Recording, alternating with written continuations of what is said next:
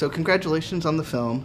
Thank you. Peter, you've been here for a while and Yes. have had made a major impact has been documented in stories around the internet and publications. Uh-huh. This is the first time you've had a chance to, I think, really tell a personal story. Yeah. Can you talk a little bit about what Elemental and developing it meant to you?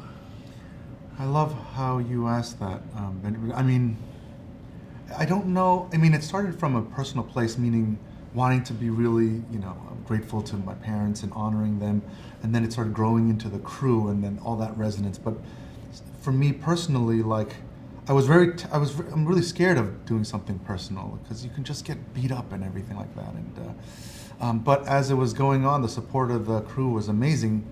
But I lost my parents through this whole process, and so the journey was full of emotions, up and down. And as we now finish the film, I have this sense of pride that, that they're looking down on me, and the work that we had done. I hope they feel like it honored them. But yeah, it was an emotional ride for damn sure.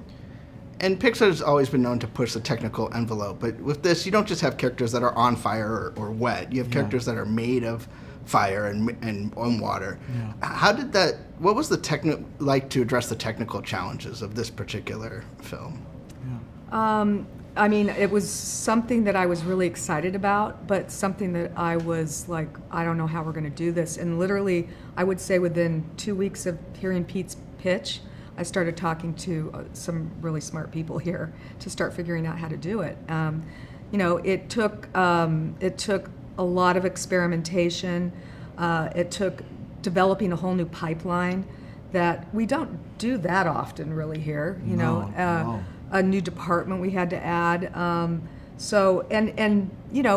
the water character was so much more complicated than fire, which we did not expect. Just because he refracts and reflects light.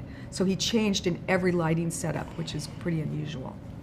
And over at the parks, you currently have a World of Color, tag at the front of the show.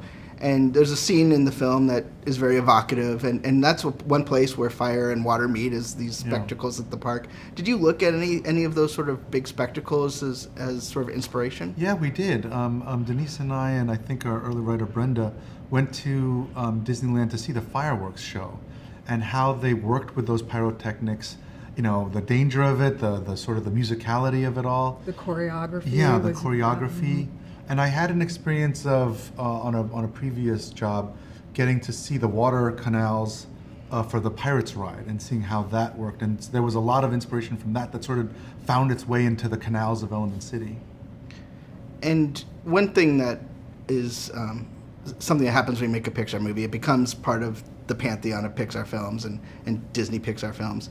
And this film pays tribute to several people, both Pixar employees as well as your family, and is a great legacy for them. Can you talk about what it's like to have this sort of ongoing monument to their accomplishments?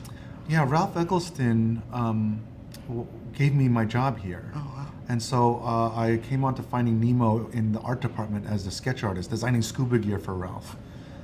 And that was 23 years ago, and I've gotten to know him for this long. And when he passed away last year, getting to put his name on the credits,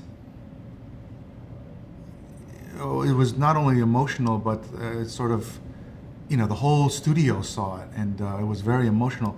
But they also put an Easter egg of him. I don't know if you caught this in the film, but there's a little sign when Ember first comes after chasing Wade deep into the city. You'll see it's called Ralph's Cafe, 2 cents a cup of Joe. And it's a little joke, a little inside joke, because Ralph, when he gave his opinion, he'd always go, this is my 2 cents. And meaning it's just an honor to carve out something like that for him. Well, congratulations again. It's a wonderful film, and thank you.